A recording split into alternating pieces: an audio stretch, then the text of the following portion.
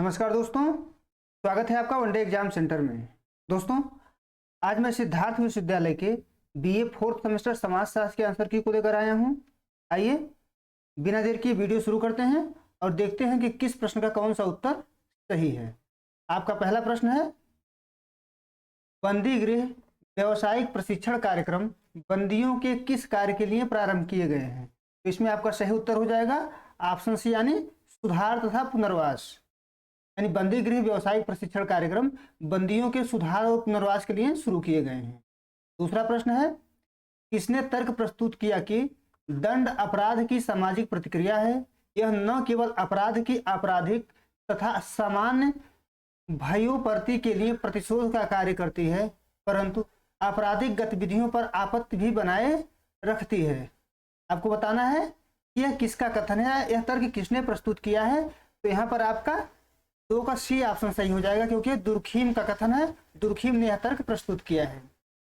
आगे बढ़ते हैं, तीसरा नंबर प्रश्न देखते हैं, बोस्टर्ल स्कूल किसके सुधार के लिए है? बोस्टर्ल स्कूल किसके सुधार के लिए है? तो तीसरा का ए सही हो जाएगा, किशोर अपराधियों के सुधार के लिए बोस्टर स्कूल है। चौथा नंबर प्रश्न देखते हैं, संपूर्णानंद आश्रम प्रथम खुला कारागार है, यह किस राज्य में स्थापित किया गया है?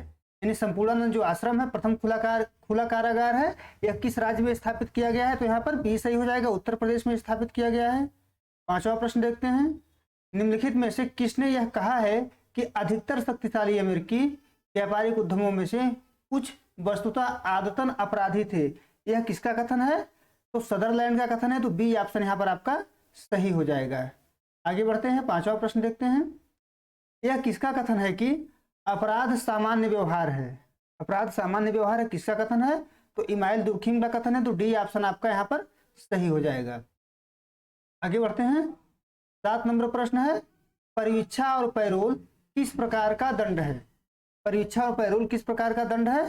तो सी ऑप्शन सही हो जाएगा, काराबाह्य उपचार है परीक्षा और पैरोल। 8वां प्रश्न देखते हैं, अवयस्कों द्वारा की गई अवैध गतिविधियां हैं, यानी अवयस्कों द्वारा की गई अवैध गतिविधियों को क्या कहेंगे? तो किशोर अपराध कहेंगे, तो सी ऑप्शन यहाँ पर आपका सही हो जाएगा। आगे बढ़ते हैं, 9 नंबर प्रश्न देखते हैं, शिकागो स्कूल ने विसामान्यता की समस्या का अध्ययन किस एक दृष्टिकोण से किया है? तो ए ऑप्शन सही हो जाएगा, क्योंकि पारिस्थितिकी दृष्टिकोण से किया है। अगला प्रश्न देखते हैं, निम्नलिखित में से किस प्रकार के अपराधियों की चर्चा सदरलैंड ने अपनी रचना प्रिंसिपल ऑफ क्रिमिनोलॉजी में की है? तो यहाँ पर आपका बी ऑप्शन सही हो जाएगा, सफेद पोष अपराधी यानी श्वेत वस्त्र अपराधियों की चर्चा सदरलैंड ने अपनी पुस्तक प्रिंसिपल ऑफ क्रिमिनोलॉजी में की है। आगे बढ़ते हैं, 11 नंबर प्रश्न देखते हैं, सोशल डेविएंस इन इंडिया नामक पुस्तक के लेखक कौन है? सोशल डेविएंस इन इंडिया नामक पुस्तक के लेखक कौन है? तो ए ऑप्शन सही हो जाएगा, सुशील चंद्रा इसके लेखक हैं। 12 नंबर प्रश्न देखते हैं, गैरी स्लैपर और स्टीव टॉप्स ने निम्नलिखित का अध्ययन किया है, यानी किसका अध्ययन किया है? 12 नंबर प्रश्न है, सी ऑप्शन सही हो जाएगा, कारपोरेट अपराध, यानी गैरी स्लैपर और स्टीव टॉप्स ने कारपोरेट अपराध की अध्ययन किया है दोनों लोगों ने, तो सी ऑप्शन यहाँ पर आपका सही हो जाएगा। 13 नंबर प्रश्न देखते हैं, एक वयस्क अपराधी और एक बाल अपराधी में भेद करने का आधार क्या है? एक वयस्क अपराधी और एक बाल अपराधी में भेद करने का आधार क्या है? तो 12 का आपका सी सही हो जाएगा, आयु के आधार पर हम वयस्क अपराधी और बाल अपराधी में अंतर करते हैं। अगला प्रश्न देखते हैं, जब एक अपराधी को जेल ना भेजकर अच्छे आचरण के आश्वासन पर परिवार के साथ रहने के लिए छोड़ दिया जाता है, तब इस प्रणाली को क्या कहते हैं? यानी इसको क्या कहा जाता है? तो परीक्षा कहा जाता है, तो बी ऑप्शन यहाँ पर आपका सही हो जाएगा। 15 नंबर प्रश्न देखते हैं, यह किसका तर्क है कि मर्टन सभ्यतापूर्ण और आनंद के गैर उपयोगितावादी अपराधों का विवरण देने में असमर्थ रहे हैं, जिसने आर्थिक लाभ प्राप्त नहीं होता है? जिनसे आर्थिक लाभ प्राप्त नहीं होता है, तो यह किसका तर्क है आपको बताना है। बी ऑप्शन सही हो जाएगा, यह तर्क है अल्बर्ट के कोहेन का तर्क है, तो बी ऑप्शन यहाँ पर आपका सही हो जाएगा। आगे बढ़ते हैं, 16 नंबर प्रश्न देखते हैं, इनमें से कौन सा मानव संसाधन विकास की प्रक्रिया में शामिल नहीं है? तो यहाँ पर रूपरेखा बनाना शामिल नहीं है, तो डी ऑप्शन आपका सही हो जाएगा। अगला प्रश्न है, मानव संसाधन विकास मंत्रालय की स्थापना कब की गई? 1985 में हुई थी, तो ए ऑप्शन यहाँ पर आपका सही हो जाएगा। आगे बढ़ते हैं, 18 नंबर प्रश्न देखते हैं। भारत में नोटबंदी की घोषणा कब की गई थी? बी ऑप्शन सही हो जाएगा, क्योंकि 2016 में की गई थी। आगे बढ़ते हैं, 19 नंबर प्रश्न देखते हैं। कृषक आत्महत्या के क्या कारण हैं? तो यहाँ पे डी ऑप्शन आपका सही हो जाएगा, क्योंकि कर्ज, कम पैदावार और गरीबी तीनों जो है कृषक आत्महत्या के कारण होते हैं। तो चौथा ऑप्शन डी सही हो जाएगा, उपर्युक्त में से सभी। आगे बढ़ते हैं, 20 नंबर प्रश्न देखते हैं। कौन सा क्षेत्र भारतीय अर्थव्यवस्था की रीढ़ की हड्डी है? भारतीय अर्थव्यवस्था की रीढ़ की हड्डी कौन सा क्षेत्र है? तो यहाँ पे आपका सी ऑप्शन सही हो जाएगा, कृषि क्षेत्र। कृषि क्षेत्र जो है भारतीय अर्थव्यवस्था की रीढ़ की हड्डी है। आगे बढ़ते हैं, 20 नंबर प्रश्न है, भारतीय खाद्य निगम कब स्थापित हुआ? तो ए ऑप्शन सही हो जाएगा, 1965 में भारतीय खाद्य निगम स्थापित हुआ था। आगे बढ़ते हैं, 22 नंबर प्रश्न देखते हैं। भारत में बेरोजगारी के क्या कारण हैं? तो यहाँ पर आपका 22 नंबर का डी ऑप्शन सही हो जाएगा, क्योंकि कुटीर एवं लघु उद्योगों का पतन, जनसंख्या का तीव्र विकास और शिक्षा प्रणाली में दोष तीनों जो है भारत में बेरोजगारी के कारण हैं। आगे बढ़ते हैं, 23 नंबर प्रश्न देखते हैं। 23 नंबर प्रश्न देखते हैं दोस्तों। प्रधानमंत्री कौशल विकास योजना का शुभारंभ कब किया गया? प्रधानमंत्री कौशल विकास योजना का शुभारंभ कब किया गया था? तो 2015 में किया गया था। तो ए ऑप्शन आपका यहाँ पर सही हो जाएगा। आगे बढ़ते हैं, 24 नंबर प्रश्न देखते हैं। वर्तमान समय में देश में किस प्रकार की बेरोजगारी की समस्या सर्वाधिक है? किस प्रकार की बेरोजगारी की समस्या सर्वाधिक है आपको यहाँ पर बताना है 24 नंबर क्वेश्चन में। तो सी जो है सही हो जाएगा, शिक्षित बेरोजगारी।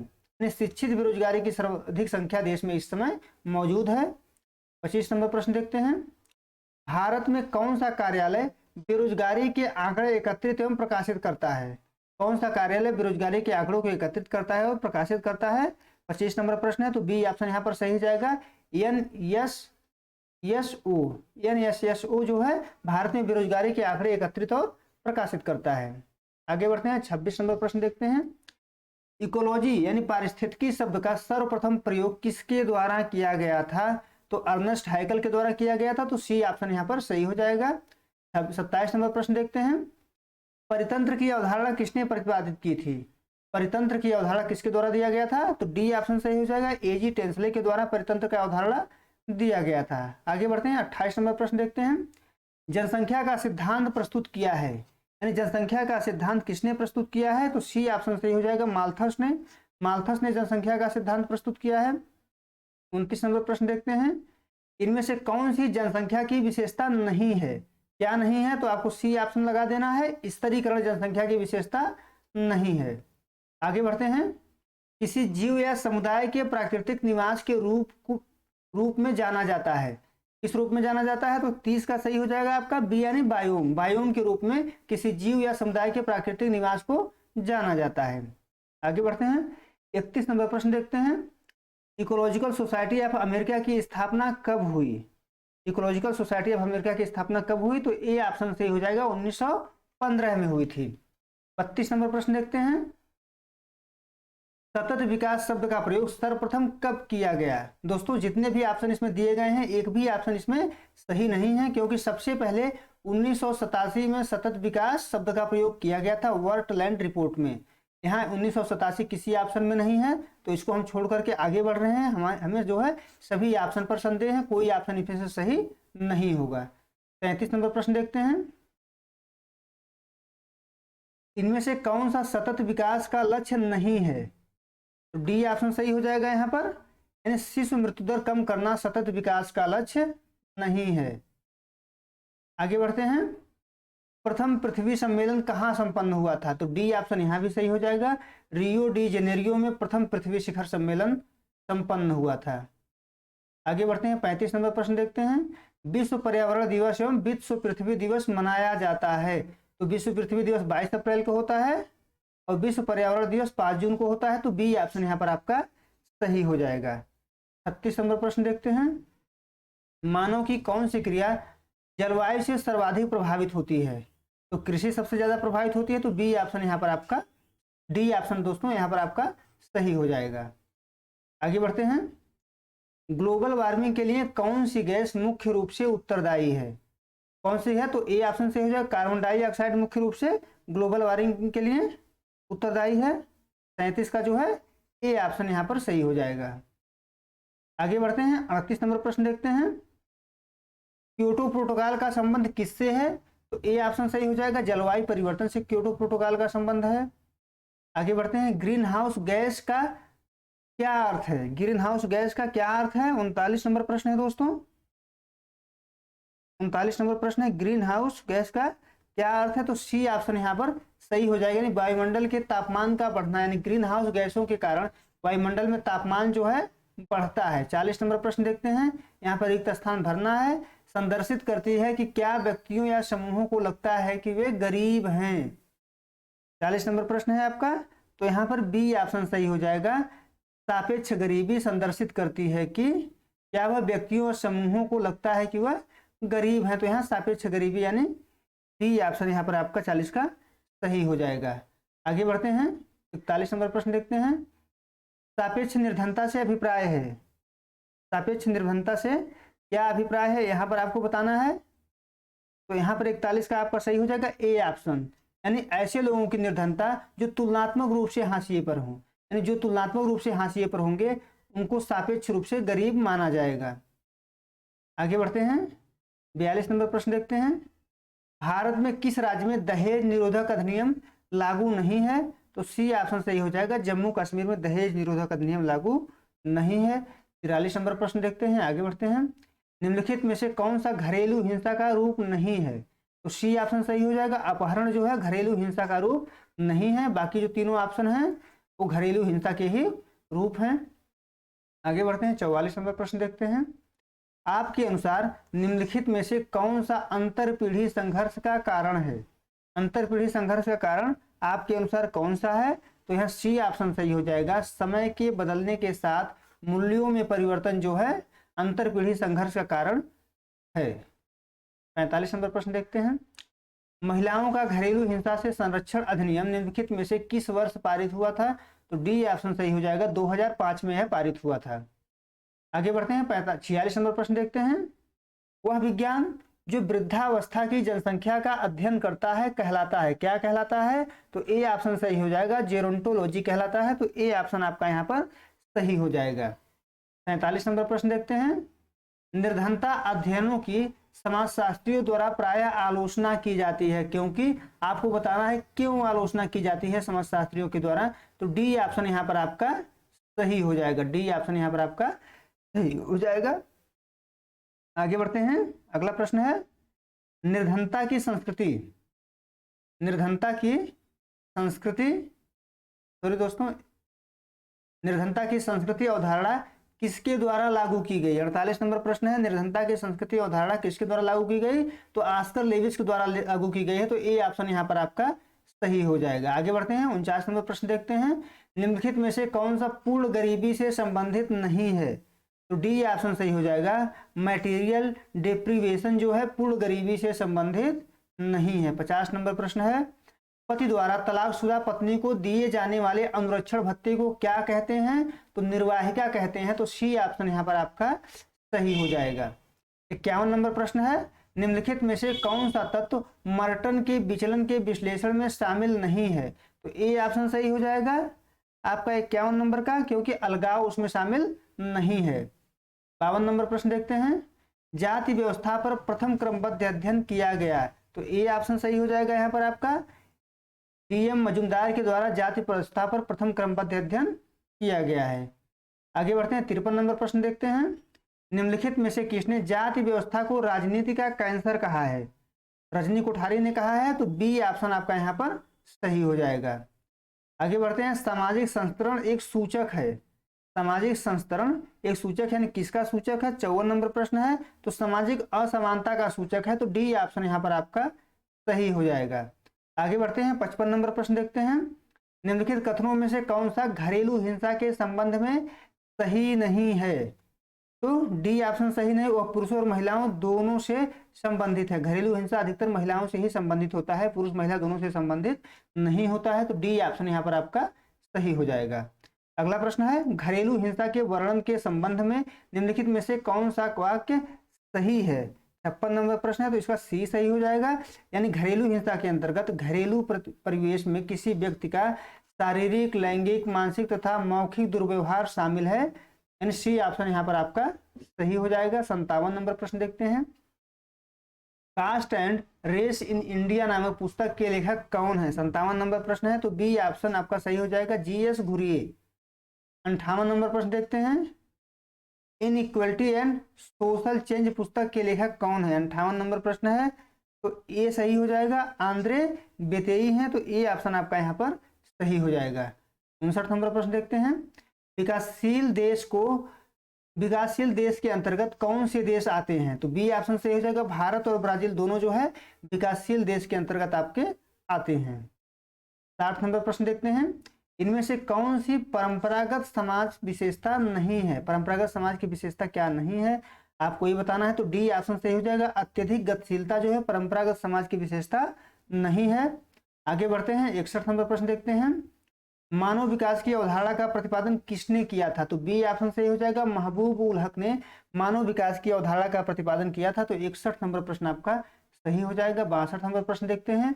विकसित देशों की विशेषता है, विकसित देशों की क्या विशेषता है? औद्योगिक विकास, कृषि पर निर्भरता, अत्यधिक जनसंख्या, कम प्रति व्यक्ति आय। तो ए ऑप्शन सही हो जाएगा, औद्योगिक विकास जो है विकसित देशों की विशेषता है। आगे बढ़ते हैं। 63 नंबर प्रश्न देखते हैं दोस्तों।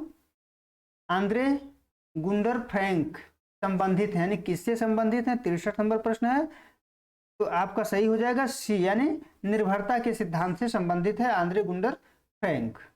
64 नंबर प्रश्न देखते हैं। विश्व गांव की अवधारणा दी है, यानी किसने दी है आपको बताना है। 64 नंबर प्रश्न है, तो सी ऑप्शन सही हो जाएगा, मार्शल मैक्लुहान ने विश्व गांव यानी ग्लोबल विलेज की अवधारणा प्रदान की है। आगे बढ़ते हैं। 65 नंबर प्रश्न देखते हैं। सामाजिक तथ्य की अवधारणा किसने दी? तो बी ऑप्शन सही हो जाएगा 65 का, यानी दुर्खीम ने सामाजिक तथ्य की अवधारणा प्रदान की है। आगे बढ़ते हैं। 66 नंबर प्रश्न देखते हैं। प्रभु जाति, प्रभु जाति की अवधारणा किसने दी है? प्रभु जाति की अवधारणा किसने दी है? तो आपका यहाँ पर सही हो जाएगा ए, श्रीनिवास ने प्रभु जाति की अवधारणा दी है और 1959 में इसे दिए थे इन्होंने। आगे बढ़ते हैं। 67 नंबर प्रश्न देखते हैं। इनमें से सॉरी दोस्तों, आगे बढ़ गए हमें क्वेश्चन। पॉजिटिव फिलोसफी किसकी पुस्तक है? पॉजिटिव फिलोसफी किसकी पुस्तक है आपको बताना है। 67 नंबर प्रश्न है, तो सी ऑप्शन से हो जाए, काम्टे की पुस्तक है। आगे बढ़ते हैं। 68 नंबर प्रश्न देखते हैं। इनमें से कौन सी समिति की विशेषता नहीं है, आपको बताना है समिति की विशेषता कौन सी नहीं है। तो समिति की प्रकृति स्थायी नहीं होती है, अस्थायी होती है, यानी बी ऑप्शन यहाँ पर आपका सही हो जाएगा। आगे बढ़ते हैं। 69 नंबर प्रश्न देखते हैं। कम्युनिस्ट मैनिफेस्टो नामक पुस्तक के लेखक कौन है? तो कार्ल मार्क्स हैं, तो बी ऑप्शन आपका यहाँ पर सही हो जाएगा। आगे बढ़ते हैं। 70 नंबर पुस्तक है ए साइंटिफिक थियरी ऑफ कल्चर पुस्तक के लेखक कौन है? 70 नंबर प्रश्न है, तो मैलिनोव्स्की है, तो सी ऑप्शन आपका यहाँ पर सही हो जाएगा। आगे बढ़ते हैं। अंतः समूह व बाह्य समूह को किसने वर्गीकृत किया? 71 नंबर प्रश्न है, बी ऑप्शन समंदर ने वर्गीकृत किया था, तो बी ऑप्शन आपका सही हो जाएगा। अनुच्छेद 17 संबंधित है, किससे संबंधित है? अस्पृश्यता उन्मूलन से संबंधित है, तो सी ऑप्शन यहाँ पर 72 का आपका सही हो जाएगा। आगे बढ़ते हैं। 73 नंबर प्रश्न है कि संदर्भ समूह पद को प्रचलित किया, संदर्भ समूह पद को किसने प्रचलित किया है? तो हाइमन ने प्रचलित किया था, हाइमान ने, तो डी ऑप्शन आपका यहाँ पर सही हो जाएगा। आगे बढ़ते हैं। 74 नंबर प्रश्न है द सोशल ऑर्डर पुस्तक के लेखक कौन है? द सोशल ऑर्डर नामक पुस्तक के लेखक कौन है? 74 नंबर प्रश्न है, तो सी ऑप्शन सही हो जाएगा, बीरस्टीड जो है द सोशल ऑर्डर नामक पुस्तक के लेखक हैं। अगला प्रश्न है 75 नंबर प्रश्न है फोकवेज पुस्तक किसने लिखी? यहां पर आपका डी ऑप्शन सही हो जाएगा, समनर ने, यानी फोकवेज पुस्तक के लेखक कौन है? समनर हैं। आगे बढ़ते हैं। 76 नंबर प्रश्न देखते हैं। किसने कहा कि समाजशास्त्र सामाजिक व्यवस्था एवं सामाजिक प्रगति का अध्ययन है? 46 नंबर प्रश्न है, काम्टे ने कहा है, तो सी ऑप्शन यहाँ पर आपका सही हो जाएगा। आगे बढ़ते हैं। 77 नंबर प्रश्न है अपने मृत पति के भाई से किया गया विवाह कहलाता है, क्या कहलाता है? देवर विवाह कहलाता है, तो सी ऑप्शन आपका यहाँ पर सही हो जाएगा। 78 नंबर प्रश्न है गेमिनशाफ्ट एवं गेसेलशाफ्ट की अवधारणा किसने दी है? गेमिनशाफ्ट और गेसेलशाफ्ट की अवधारणा किसने दी है? तो बी ऑप्शन यहाँ पर सही हो जाएगा, टानीज ने दी है, तो बी ऑप्शन यहाँ पर आपका सही हो जाएगा। आगे बढ़ते हैं। अनुसूचित जातियों को पिछड़े हिंदू किसने कहा है? अनुसूचित जातियों को पिछड़े हिंदू किसने कहा है? तो धुर्गे ने कहा है। तो सी ऑप्शन यहाँ पर आपका सही हो जाएगा। 80 नंबर प्रश्न है, भूमिका पुंज शब्द के प्रणेता हैं। भूमिका पुंज शब्द के प्रणेता कौन है? मर्टन है। तो ए ऑप्शन यहाँ पर आपका सही हो जाएगा। आगे बढ़ते हैं। नौकरशाही शब्द का प्रयोग किसने किया है? तो ए ऑप्शन सही हो जाएगा, वेबर ने किया है। आगे बढ़ते हैं। 82 नंबर प्रश्न देखते हैं दोस्तों, किसने कहा कि अपराधी बनाए जाते हैं? बी ऑप्शन सही हो जाएगा, सदरलैंड। सदरलैंड ने कहा कि अपराधी बनाए जाते हैं। 83 नंबर प्रश्न है, निम्नलिखित में से कौन सी एक समिति नहीं है? कौन सी एक समिति नहीं है? 83 नंबर प्रश्न है। तो डी सही हो जाएगा, पड़ोस कोई समिति नहीं होता है। आगे बढ़ते हैं।